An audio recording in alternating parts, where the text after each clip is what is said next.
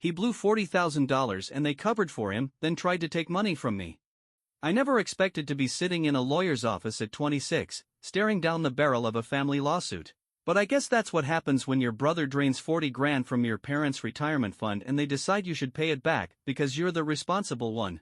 Let me back up a little.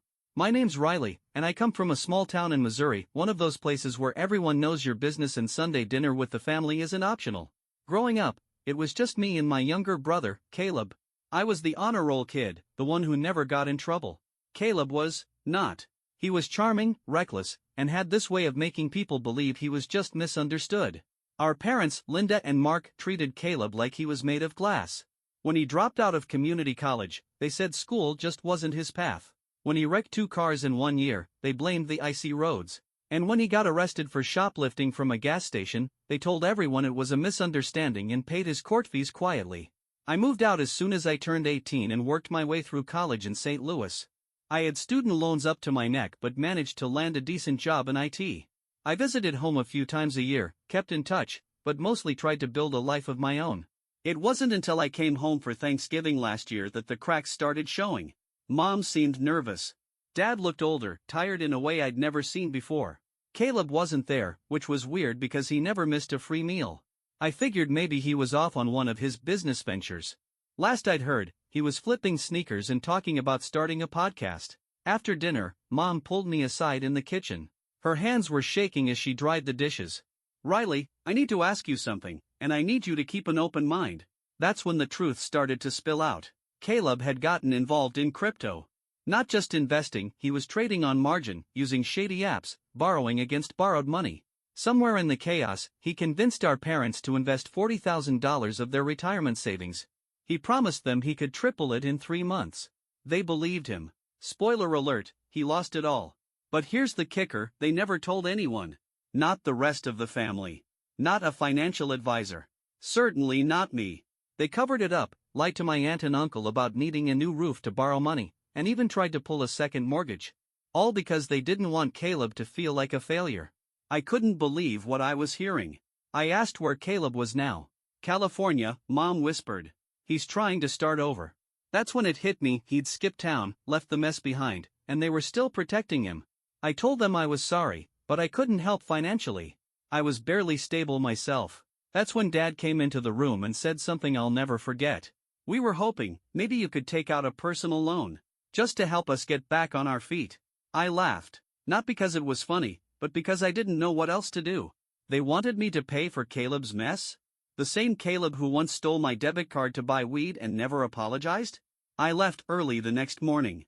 Thought that was the end of it. Then, 3 weeks later, I got served. They were suing me. Apparently, they'd spoken to a lawyer who told them they might have a case for familial obligation, and they were arguing that, since I had the means to help, my refusal constituted willful negligence. I stared at the paperwork in shock. My own parents were dragging me to court over a scam they bought into, and my brother was nowhere to be found. And this?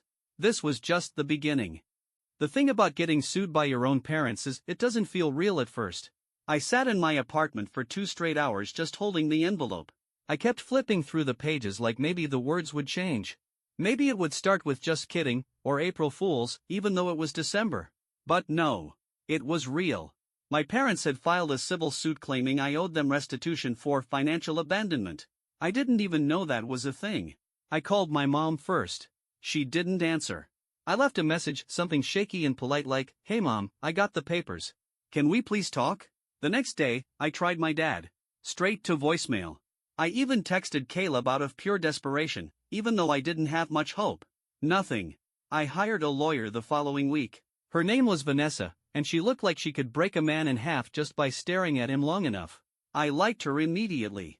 After I laid out the entire mess, she sat there quiet for a moment, then leaned back in her chair and said, "Okay. This is insane. But we can work with it." She explained the legal side. Unless my parents had some kind of written agreement or proof that I'd promised financial support, the case was incredibly weak. She said it smelled more like emotional blackmail dressed up as litigation. "They're hoping you'll fold under pressure and settle," she said. "We won't." Still, the emotional toll was unbearable. Every day I waited for the next call, the next letter. I couldn't sleep, couldn't focus at work. My stomach was in knots 24/7. I kept wondering what people would think if they knew what was happening. Who gets sued by their own parents? Then something unexpected happened. My Aunt Sherry called me. She's my dad's older sister, lives upstate, owns a bakery, always had a low tolerance for family drama. Riley, she said, I heard some crazy crap and had to call you. Is it true? I told her everything. She was quiet for a moment, then let out this long breath like she'd been holding it since 2004. I knew something was going on. Your folks came to me last month asking for money. Told me they were behind on taxes. I didn't buy it, but I never imagined this. She offered to talk to them, but I told her it wouldn't help. They were too deep in whatever story they'd built around Caleb to back out now. Then she said something that chilled me to my core. Riley, there's more. Caleb called your cousin last week. Said he needed help clearing his name and was trying to raise money for a legal issue. He's trying to flip this around on you. Said you pressured them into the investment, then walked away. I felt like I'd been punched in the chest. Caleb was rewriting history, gaslighting the entire family while he was off chasing sunshine in California. I'd been keeping my head down, trying to protect what little dignity I had left, and meanwhile, he was out there spinning tales and poisoning our relatives against me. I hung up with Sherry and checked Facebook for the first time in weeks. Sure enough, there were vague posts from family members. Some people will show their true colors when money's involved, or so disappointed in how selfishness tears families apart. I wasn't tagged, but I didn't need to be. I was the villain now. A week later, Vanessa called with news. They've got a new lawyer. More aggressive. We'll need to be ready. I asked her what more aggressive meant. They're claiming you made a verbal promise to support them financially and reneged. They say they have witnesses. I sat there in silence, trying to breathe. The only witnesses I could think of were my parents themselves and Caleb. They're going to put him on the stand, aren't they? I asked. Most likely, she said. He's their golden boy. I thought back to every time I'd bailed him out. Every time I'd loaned him money, helped him with rent, driven 2 hours to pick him up when his car broke down. He never said thank you. Never paid me back. But now he was going to sit in a courtroom and paint me as the con artist? I didn't say anything for a long time. Vanessa finally broke the silence. We can fight this, Riley. But you need to decide how far you're willing to go. I looked out the window at the frozen street below. I thought about the kid who'd once begged me to teach him how to ride a bike and the man he'd become. I thought about my parents' faces at Thanksgiving and the way they looked at me like I was a stranger. And I realized something. I wasn't just fighting for money. I was fighting for the truth. By the time the court date rolled around, I barely recognized my own life. Work was a blur. My friends knew something was wrong, but I couldn't bring myself to explain it. How do you even start that conversation? Yeah, my brother blew 40 grand on crypto and now my parents are suing me because I won't clean up his mess. Sounds like a damn Netflix special. Vanessa was a rock, though. Sharp, calm, relentless. She'd helped me pull together every bit of communication I'd ever had with Caleb, texts, emails, even old Venmo receipts where I'd sent him gas money or bailed him out of one of his schemes. She also helped me write a statement for the court, which I'd get the chance to read if the judge allowed it. The night before the hearing, I couldn't sleep.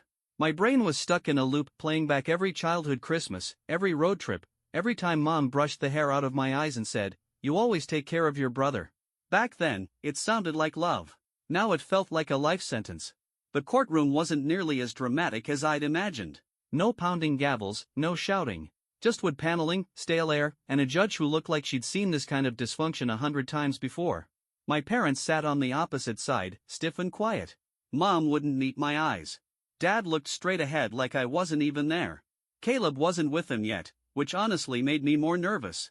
Their new lawyer was a man named Trent, slick hair, expensive suit, the kind of guy who probably says, "Let's circle back," unironically. He opened with this long-winded story about family, obligation, and how I'd emotionally manipulated my parents into thinking I'd be their financial safety net. I wanted to laugh. Instead, I clenched my jaw so hard I thought I'd crack a molar. Then, just as Trent was wrapping up, the doors opened and in walked Caleb. He looked good. Too good. Fresh tan, brand new sneakers, haircut that screamed Los Angeles. I wanted to be surprised, but I wasn't. Caleb's always had a way of falling up. He strutted right past me without a glance and took the stand. And then he started talking. Riley made them believe he'd take care of them. He said, "I'm the successful one now, you won't ever have to worry again." I shook my head slowly, barely believing what I was hearing. That never happened. Not once. The closest I'd ever come was saying, "You guys shouldn't stress, if things ever got bad, I'd help where I could." That was 3 years ago. Before the crypto disaster. Before they lied. Before the lawsuit. He kept going, telling the court how I'd always held it over them, how I made them feel guilty for Caleb's failures, how I used money to manipulate and shame them. The worst part? Mom nodded along. I don't remember standing up, but apparently I did, because Vanessa's hand was suddenly gripping my arm. "Sit down," she whispered urgently.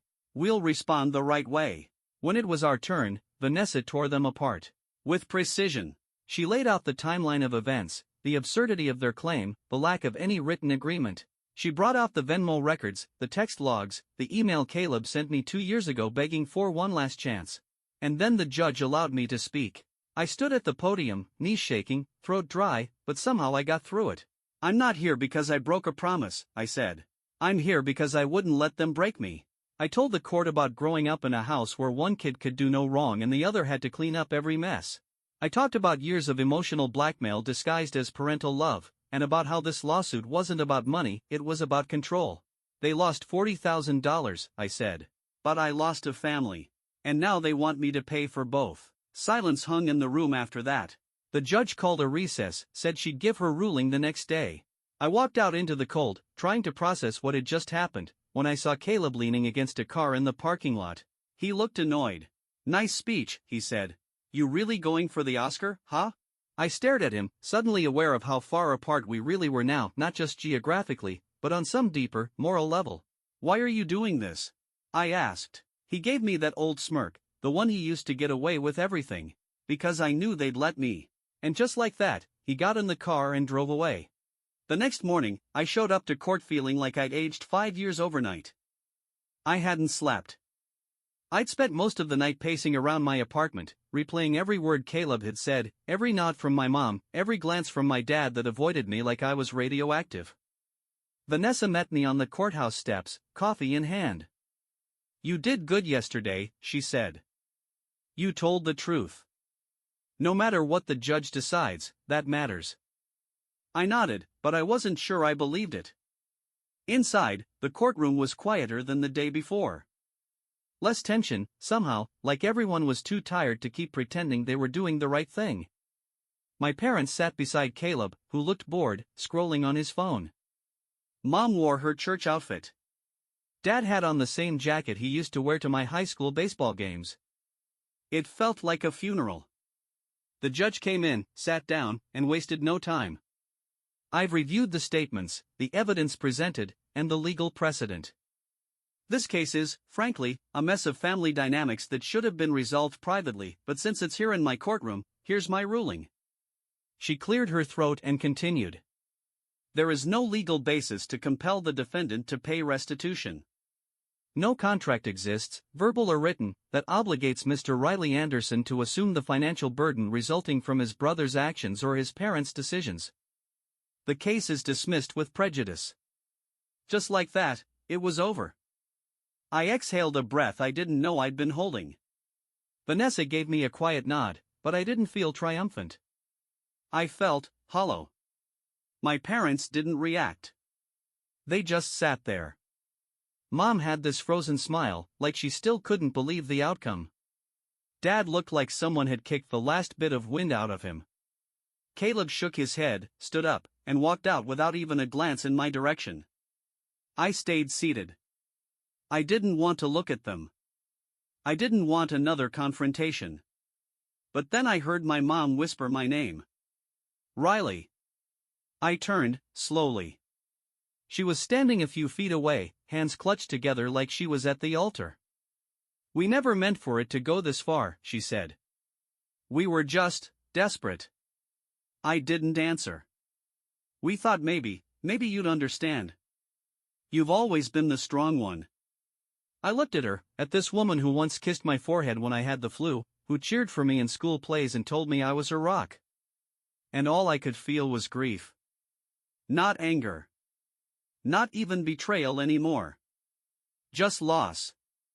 "I'm not your backup plan," I said quietly. "I'm your son. Or at least I used to be." I walked out before she could say anything else. It's been 5 months since the case was dismissed. My parents haven't reached out. Caleb's still in California, according to the occasional Instagram post. Someone sent me a screenshot a while back. He's starting a YouTube channel about financial freedom. The irony would be hilarious if it didn't make me want to scream. Aunt Sherry checks in sometimes. She told me my dad's been dealing with health issues. I wish I could say that news hit me harder than it did. I guess part of me still cares, buried under all the layers of hurt. But I can't go back there. Not yet. Maybe not ever. I started therapy. I'm rebuilding. Learning how to draw boundaries and not feel guilty for them. I got a promotion at work, moved into a new place. Things are quieter now, but steadier. Mine. The truth is, when your family breaks your heart, it doesn't bleed, it bruises.